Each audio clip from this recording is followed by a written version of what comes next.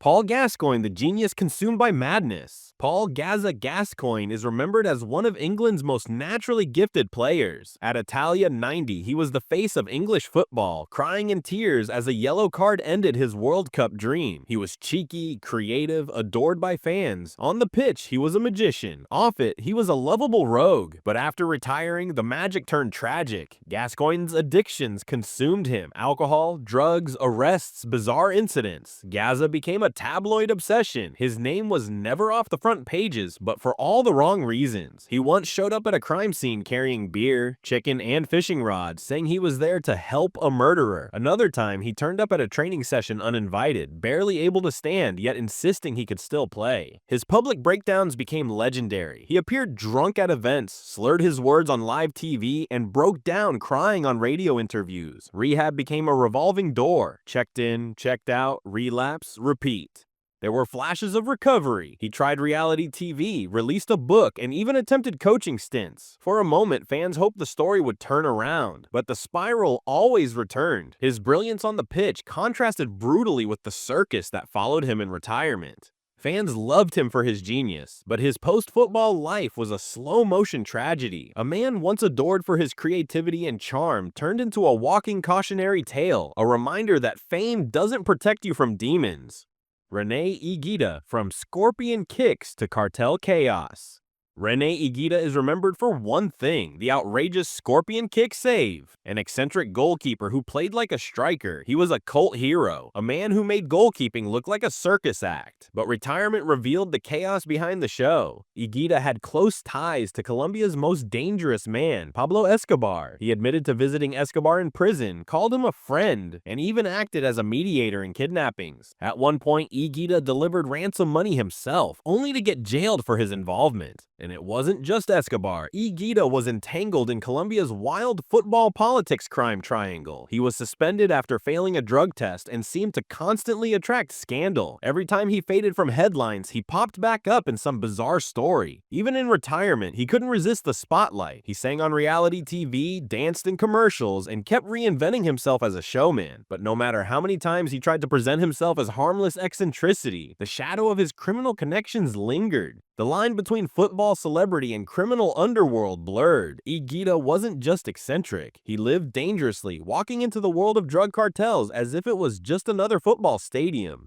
Diego Maradona, the god who lost control. Maradona is worshipped as a football god. From the hand of God to Napoli's greatest triumphs, his name is immortal. But retirement stripped away the glamour and revealed the raw, chaotic Maradona. Cocaine addiction, weight gain, health scares, public meltdowns, Maradona spiraled for decades. He raged at referees from the stands, threatened journalists, and cozied up to controversial dictators like Fidel Castro and Hugo Chavez. In Argentina, he was untouchable, practically a saint. Abroad, he was a scandal magnet. His personal life was even messier. He fathered children in multiple countries, refused to acknowledge some for years, and constantly fought with paparazzi. At one point, he even fired an air rifle at journalists outside his home. Another time, he collapsed in a VIP box during a World Cup match, creating global headlines. Every week seemed to bring new chaos. One day preaching politics, the next day being stretchered out of a stadium. He lived like he played. Impulsive, uncontrollable, larger than life. Genius and madness in one body. Off the pitch, Maradona's life wasn't a career. It was a car crash played in slow motion, impossible to look away from.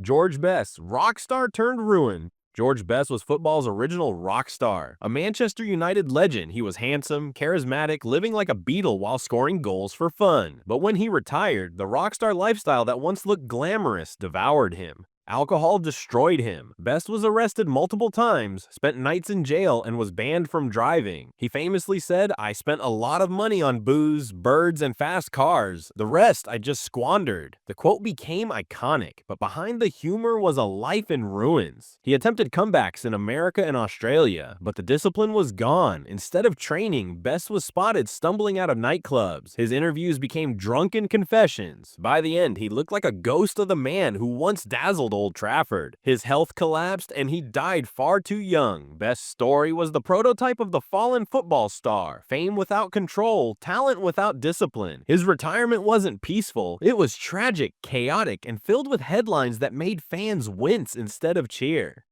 Eric Cantona, the philosopher who never stopped fighting. Eric Cantona retired early, diving into acting, philosophy, and political activism, but his retirement didn't calm him, it just gave him a new stage for chaos. He famously karate kicked a fan during a match, and that rage never really left. In retirement, his speeches often sounded like cult manifestos. He once called for a revolution by urging people to withdraw their money from banks. Another time, he launched into rambling poetry at an award show, leaving everyone confused. Cantona fought producers on film sets, ranted at press conferences, and reinvented himself as football's mad philosopher. He starred in art house films, played anarchist roles, and constantly blurred the line between genius and lunacy. Fans couldn't decide, was he a visionary or was he just a man who lost his grip? Cantona wasn't violent in the criminal sense, but psycho? Absolutely. The same fire that made him unplayable on the pitch turned him into a loose cannon off it. Tony Adams, the captain lost in alcohol. Arsenal's captain, the leader who lifted titles, a man who embodied control on the pitch. But off it, Tony Adams' personal demons dragged him into chaos. He struggled with alcoholism so badly he once crashed his car drunk and ended up in prison. He admitted to playing matches drunk, missing training, and living in binges. Retirement stripped him of structure, and without football's routine, the chaos took over. His life looked like it was heading for disaster, but Adams fought back. He eventually got sober, wrote openly about his struggles, and even founded a clinic for athletes battling addiction. He turned his pain into purpose, saving others from the same spiral. His recovery is inspiring, but his descent into chaos remains unforgettable. A man who once marshaled Arsenal's defense with iron discipline couldn't marshal his own life when the game was gone.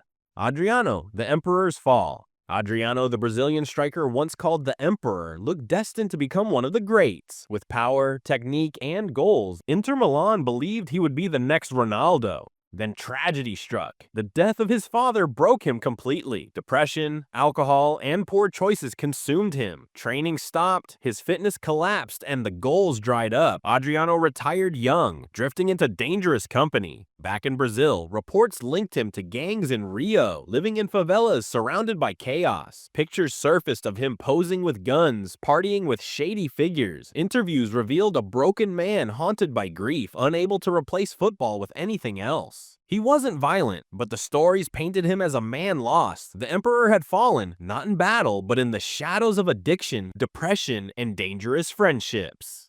Vinnie Jones, from midfielder to madman on screen.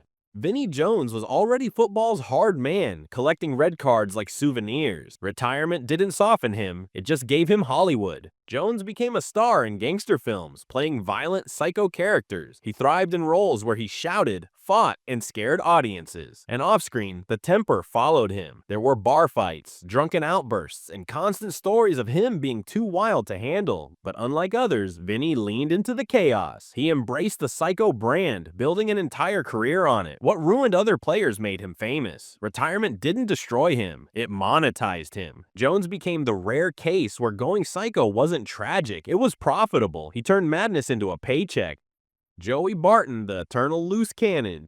Joey Barton was trouble even during his career. Red cards, training ground fights, suspensions, you name it. Retirement didn't change him. He moved into coaching, but the volatility followed. Barton was accused of assault, got into fights with rival managers, and constantly found himself in legal trouble. One infamous incident saw him allegedly headbutt a rival coach in a stadium tunnel. On social media, Barton went wild. He compared himself to philosophers, quoted Nietzsche, and in the same breath, insulted pundits and politicians. He thrived on chaos, picking fights with anyone who'd listen. Instead of maturing, Barton doubled down. Retirement just gave him more time to stir trouble.